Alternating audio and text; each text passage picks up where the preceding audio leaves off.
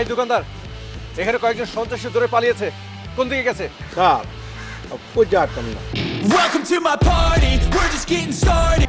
আমারে দিয়ে তুই ঢাকা শহরের 36টা স্পট চালাস, আর আমারে গতবার তুই 1 লাখ টাকা কম দিছিলি। ব্যাংক থেকে হাজার হাজার কোটি টাকা লোপাট করে এবং হ্যাক করেছে। মিডিয়ার মানুষের তো সবাই আমাদের ভাই। আমার মনে হয় আমাদের অ্যাসাইনমেন্টগুলি এগিয়ে যাক, তারপরে কিছু বলি। আপনাদের উপস্থিতি পেয়েই আসামিরা পালিয়ে গেছে। আরও একটি নিউজ আমাদের কাছে আছে, আপনার শ্যালক নাকি দুদকের তালিকাভুক্ত। এ বিষয়ে আপনি কি বলবেন স্যার? আপনারা এসব খবর কোথায় পান? আপনি কোন চ্যানেলে কাজ করেন? আপনার চেয়ারম্যানের সাথে আপনি কথা বলুন। স্যার, বিষয়টি অচিরেই টপ নিউজে পরিণত হবে, তখন আপনি কি করবেন? টপ নিউজ হলে হবে, সত্য ঘটনা হলে সবাই জানতে পারবে। আসি। স্যার, আরেকটা প্রশ্ন। No! Sir please, sir. বাপরে, এই মন্ত্রীর কিছু অপ্রীতিকর ঘটনার জন্য জনগণ তাকে পছন্দ করে না। তারপরও কি বড় বড় কথা দেখছেন। বিষয়টি নিয়ে আমরা হাবিব স্যারের সাথে কথা বলবো। উনি কেন এসেছিলেন সে সব তথ্য বের হয়ে যাবে। হ্যাঁ, ক্লিয়ার শুনতে পাচ্ছি, বলো। স্যার আসবো? হ্যাঁ হ্যাঁ, ওসি সাহেব আসেন প্লিজ, বসুন। Thank you sir.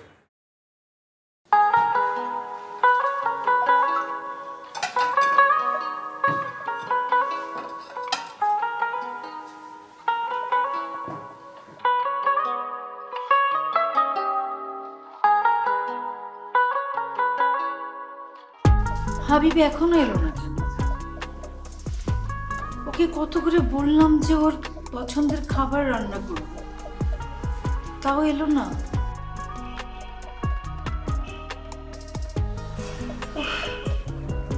লাঞ্চের টাইম তো ওভার। হায় রে আমার দেশ সেবা। স্যার, আপনার কাছে আসলাম একটা ব্যাপার আলোচনা করতে। স্যার, আমরা যাই হেভি ওয়েট দাগি আসামিদের গ্রেপ্তার করেছি, তারা বিভিন্ন জায়গা থেকে বিভিন্ন লোকজনকে দিয়ে ফোন করিয়ে তাদের ছেড়ে দেওয়ার জন্য সুপারিশ করছে। স্যার, এখন আমি তো নিরুপায় স্যার, আপনার সিদ্ধান্ত ছাড়া আমি তো কিছু করতে পারি না। শুনুন, আইন আইনের গতিতে চলবে, আর বেশি সমস্যা হলে আপনি আমাকে জানাবেন। Sir, just a minute sir. Shaila, আমি একটা জরুরি মিটিংয়ে আছি, তোমরা খেয়ে নিও। এ নিয়ে এসছে কলেজ থেকে? না, এখনো আসেনি। আসলে পরে তুমি আমাকে ফোন দিও, ওকে? ভালো থাকো।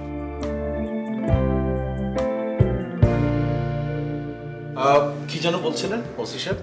স্যার, আমাকে যেন কোনো প্রেশার না দেওয়া হয় স্যার। আমি তো আপনার সিদ্ধান্তের বাইরে কোনো সিদ্ধান্ত নিতে পারি না, সেই জন্য স্যার আমি আপনাকে জানিয়ে গেলাম। ওরা বিভিন্ন ধরনের চাপ দিচ্ছে, মানে ওদের যেন আমি ছেড়ে দিই। স্যার, ব্যাপারটি আপনি দেখবেন স্যার। আপনি একদম চাপে থাকবেন না, আমি তো আছি। যে কোনো জিনিস আপনি আমাকে জানাবেন। Sir, thank you sir. কি খাবেন বলেন? না স্যার, কিছু খাবো না স্যার, কাজ আছে স্যার। আসি sir. Thank you. Thank you sir. Rakib, এদিকে আসো। জি স্যার। আর গুলশান জোনের কে যেন আছে, ওনাকে একটু খবর দাও। আমি কত শখ করে ওর জন্য রান্না করলাম। আমি কি প্রতিদিন রান্না করি? ঠিক আছে, আমিও আর কোনোদিন ওর জন্য রান্নাই করি।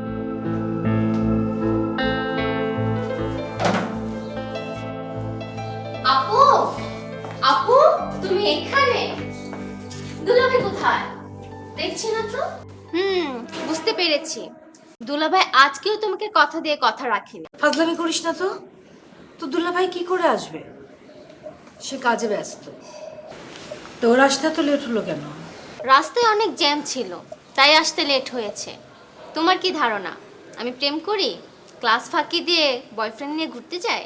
আমার এমন কোনো ধারণা নেই, এবং আমি খুব ভালো করে জানি যে তুই এমন কিছু করবি না যাতে আমাদের মান সম্মান হানি হয়। সারা দেশের মানুষ তোর দুলাভাইকে একজন সৎ অফিসার হিসেবে জানে। তুই তার একমাত্র স্বামী, তোকে নিয়ে কিন্তু তোর অনেক আশা। আপু, একটা কথা বলবো? কি? বেশ কিছুদিন ধরে একটা ছেলে আমাকে ডিস্টার্ব করে। ও ছেলে জানে না তো দুলাভাই ডিবি প্রধান? ওর নাম ঠিকানা বল, আজকেই ওকে অ্যারেস্ট করাবো। সে সব কিছু জানে, সব কিছু জানার পরও আমাকে ডিস্টার্ব করে। সে নাকি দুলাভাইকে ভয় পায় না, কারণ সে আমাকে ভালোবাসে। দুলাভাইকে বলে আমি ওকে আজই অ্যারেস্ট করাচ্ছি। আপু, আমি এত কিছু জানি না, তাকে তো আমি পাত্তাই দেই না। আচ্ছা, আমি যাই।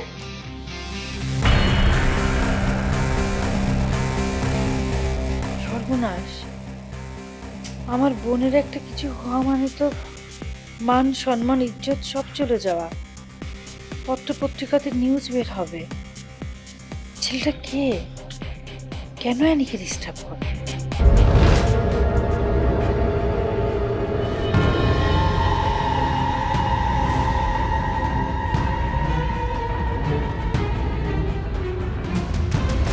স্যার, জি sir, Danny Lambo? Okay sir. Sir sir আমি দেখছি, আপনি আমার উপরে কনফিডেন্স রাখেন, এই বিষয়টা আমি দেখছি স্যার। জি স্যার, জি, আসসালামু আলাইকুম স্যার। Danny Lambo? বলো সাব্বির। স্যার, আমাদের কাছে ইনফরমেশন আছে উত্তরা হাইওয়ে রোডে 1 বস্তা টাকা এবং নাম্বারবিহীন একটি দামি গাড়ি পাওয়া গেছে। নাম্বারবিহীন গাড়ি, বস্তা ভর্তি টাকা? ঠিক আছে, আমি দেখছি। টাকাগুলি কোথায়? স্যার, হাইওয়ে রোডের ইন্সপেক্টরের কাছে আছে, সে ডিউটিরত অবস্থায় এটা উদ্ধার করেছে। স্যার, কিছুক্ষণের মধ্যেই গাড়ি এবং বস্তা ভরা টাকা হ্যান্ড ওভার করা হবে।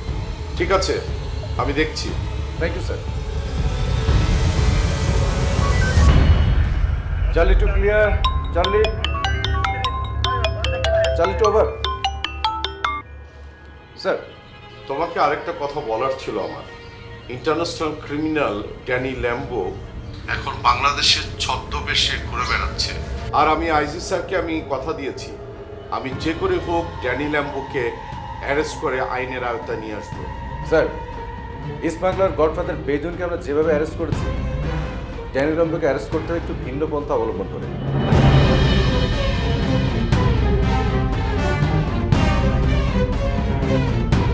স্যার, ড্যানি ল্যাম্বোকে অ্যারেস্ট করার জন্য আমি আপনার কাছে 3টা দিন সময় চাচ্ছি। প্লিজ স্যার, আমাকে এই 3টা দিন সময় দিন প্লিজ। Only for 3 days। ঠিক আছে সাব্বির, তুমি আমার কাছে 3 দিনের সময় চেয়েছো, আমি তোমাকে 3 দিনই সময় দিলাম। Thank you sir. Only for 3 days. Must arrest Danny Lambo.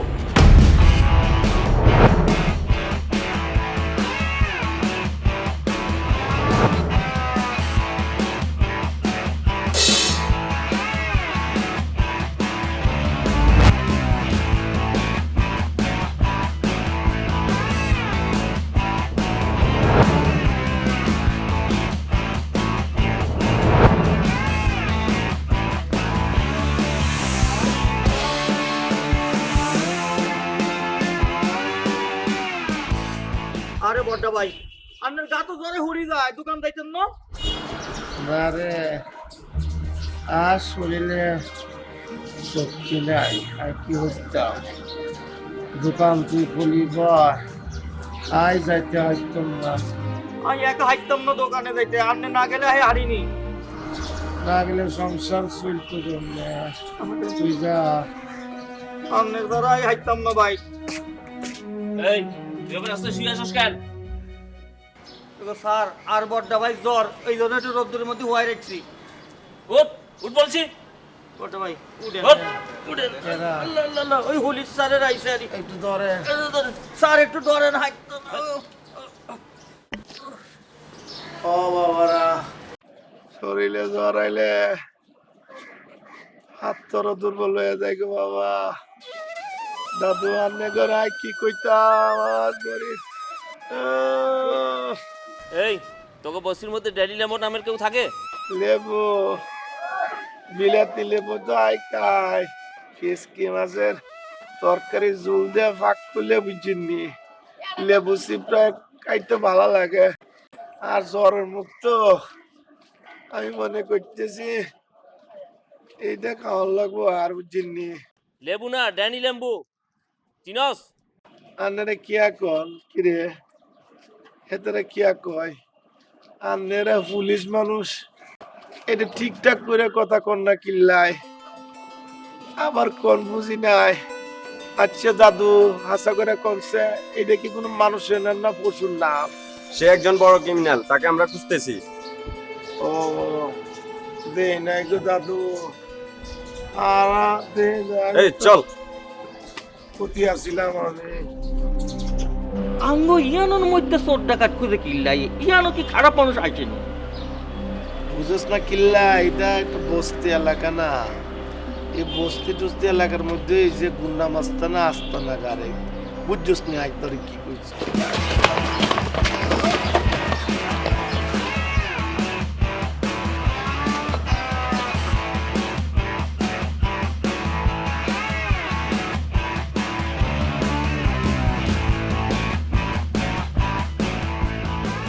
তোমাকে কতবার বললাম চলো আমরা বাইরে যেয়ে একটু ট্রিটমেন্ট করি। তোমার বাবা ডাক শুনতে ইচ্ছে না করলেও আমার মা ডাক শুনতে ইচ্ছে করে। বিশ্বাস করো আমার বুকের মধ্যে কেমন ফাঁকা ফাঁকা লাগে, তুমি বোঝো না। আমি তোমার কষ্টটা বুঝি। আমার কি ইচ্ছে হয় না বাবা ডাক শোনার? আমারও ইচ্ছে হয় বাবা ডাক শোনার। আর এরপরও তুমি যখন বলছো আমি তোমাকে নিয়ে সিঙ্গাপুরে যাব, তুমি শুধু আল্লাহকে ডাকো, আল্লাহ একটা ব্যবস্থা করে দেবে। শোনো, তোমার আদরের শালীকে তো ছেলে প্রতিদিন ডিস্টার্ব করে। এনিকে ডিস্টার্ব করে? হ্যাঁ। আচ্ছা, বিষয়টা আমি দেখছি। ওকে তুমি এনি এনি তো দুলা ভাই ডাকে। হ্যাঁ আপু, বলো। তোমার আপু ডাকেনি, আমি ডেকেছি। আচ্ছা, কোন ছেলে ডিস্টার্ব করে সেটা আমাকে বলো তো। একটা ছেলে প্রায় রাস্তায় দাঁড়িয়ে থাকে, এটা সেটা বলে, আমি না শোনার ভান করে চলে আসি। তুমি আমার শালিকা, এটা জানার পরও ডিস্টার্ব করে? হ্যাঁ দুলাভাই, সে সব কিছু জানে। সে নাকি কাউকে ভয় পায় না, আমাকে ভালোবাসে, আমাকে ছাড়া নাকি সে বাঁচবে না। ছেলেটি তোমাকে ভালোবাসে নাকি তুমি ছেলেটাকে ভালোবাসো? সত্যি করে বলো। তুমি আমার বোনকে সন্দেহ করছো, এটা কিন্তু ঠিক হচ্ছে না। তুমি জানো না কোন বংশের মেয়ে, ও কিন্তু আমার বোন। আরে আমি সন্দেহ করছি না। আর ও যদি ছেলেটাকে ভালোবাসে তাহলে ছেলেটার বিষয়ে আমি খোঁজ খবর নিয়ে দেখব যে ও কি ক্রিমিনাল নাকি ভালো বংশের ছেলে, সেটা কি জানার অধিকার আমার নাই? আমার উপরে কনফিডেন্স রাখো। দুলাভাই, আমি তাকে পছন্দ করি না। দেখেছো, ও পছন্দ করে না। শোনো, তুমি যদি 3 দিনের মধ্যে কোনো ব্যবস্থা না করো, এনিকে নিয়ে আমি কিন্তু চলে যাবো বাপের বাড়ি। আমি তোমাকে কথা দিচ্ছি 3 দিনও যেতে দিব না, এটাকে আমি সমাধান করব।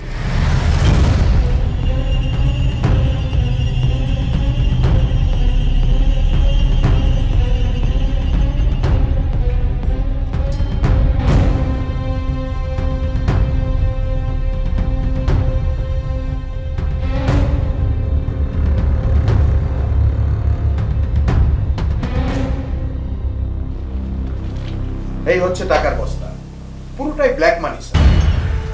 নাম্বারবিহীন ল্যান্ড ক্রুজার পরিত্যক্ত একটি দামি গাড়ি আমরা উদ্ধার করেছি স্যার। গাড়িটা এখন কোথায় আছে? আমাদের জিম্মায় স্যার। ও মাই গড, সত্যি সত্যি দেখছি টাকার বস্তা। স্যার, টাকার বস্তাটা কিভাবে উদ্ধার করলেন ডিটেলে যদি বলতেন প্লিজ। বলছি গাড়িটার বিষয়ে একটু বলুন। হ্যাঁ, সব আপনাদেরকে বলছি। আসলে আমরা অনেক দিন ধরেই ফলো করছিলাম। আমাদের গাইড একজন পেছনে নিয়েছিল। ইনফরমেশন নিয়ে আমরা আসলে জানতে পেরেছিলাম যে কোথায় টাকার বস্তাটি নিয়ে যাওয়া হচ্ছে। এরপর আমরা স্পাই দিয়ে তারপর উদ্ধার করি। আর নতুন গাড়িটি নাম্বারবিহীন। এই শহরে কোন গাড়ির নাম্বার কিভাবে পাল্টায় সেই তথ্য আমাদের কাছে আছে।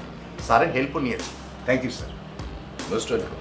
ওকে, এই টাকার বস্তা আর নাম্বারবিহীন গাড়ির এই তথ্যটা আপাতত জন্য কেউ না যায়।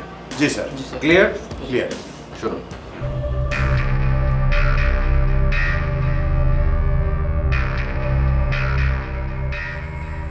কখন কি করতে হবে সেটা আমি আপনাদেরকে জানাবো। তার আগে ডিবি প্রধান হাবিব স্যারের সাথে পুরো বিষয়টা আমার কথা বলতে হবে। Be careful. টাকার বস্তা আর গাড়ির তথ্য যেন কেউ না জানে।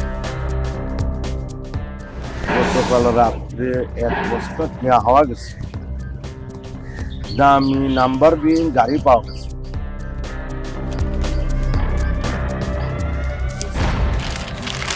এরে কিয়া বুঝছস নি, গতকাল রাত্রে 1 বস্তা টিয়া রাস্তার মধ্যে পাওয়া গেছে।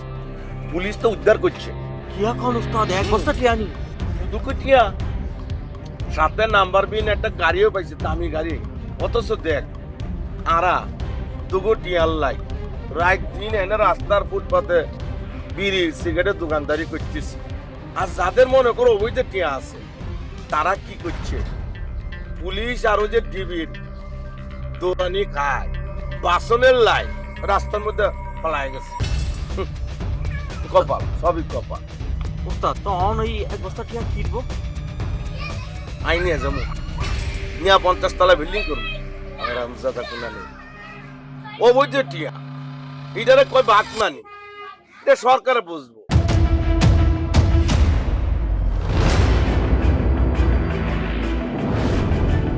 স্যার, এক বস্তা টাকা আপনারা উদ্ধার করেছেন, নাম্বারবিহীন একটি দামি গাড়ি উদ্ধার করেছেন, এই বিষয়ে একটু জানতে চাই। আমি আপনাদের প্রশ্নের উত্তর দিচ্ছি।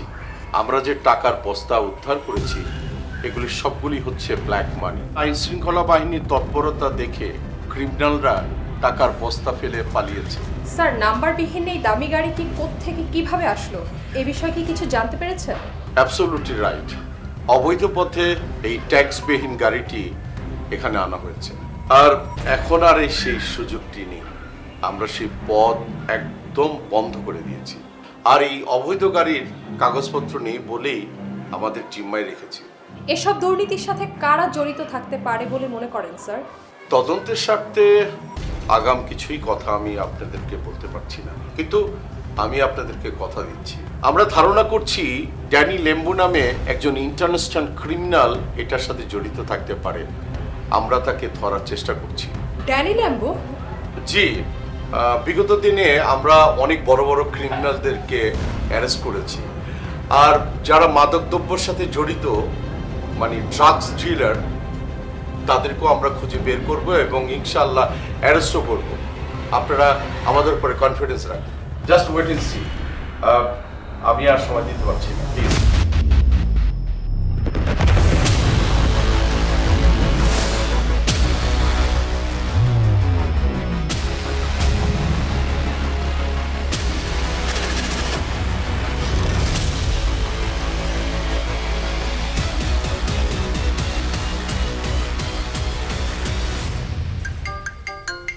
হ্যালো, ও দাদা ড্যানিয়েলের মধ্যে বুঝছে, কোনো অসুবিধা নেই, ওনার নাম্বার দিয়ে দিয়েছি, কথা বলুন। আপনি কে? আমি আপনাদের পার্শ্ববর্তী দেশে আমার এই যে গরম দাদা, আরে তার সাথে আপনার ভালো সম্পর্ক দাদা, তার কাছে শুনেছি আপনি বিপদে পড়েছেন। এই গরম দাদার সাথে আবার ড্যানিয়েলের ভালো সম্পর্ক দাদা, নাম্বারটি নিয়ে নিয়েছি। বাংলাদেশ সাইডে একটু কৃপা করে দিই, আমি বাংলাদেশে আসলে আপনার আমাকে হেল্প করবেন, আপনি পার্শ্ববর্তী দেশে আসলে আমি হেল্প করবো, বুঝতে পেরেছি? আচ্ছা আচ্ছা ঠিক আছে, ফোন নাম্বার অ্যাড্রেসটা দেন। একমাত্র ড্যানিয়েল মেম্বারে পারবো, বুঝতে পেরেছি? ভালো হবে দাদা, পার্শ্ববর্তী দেশে আসলে কথা হবে, নাম্বারে সেভ করে রেখে দাদা। ওকে দাদা।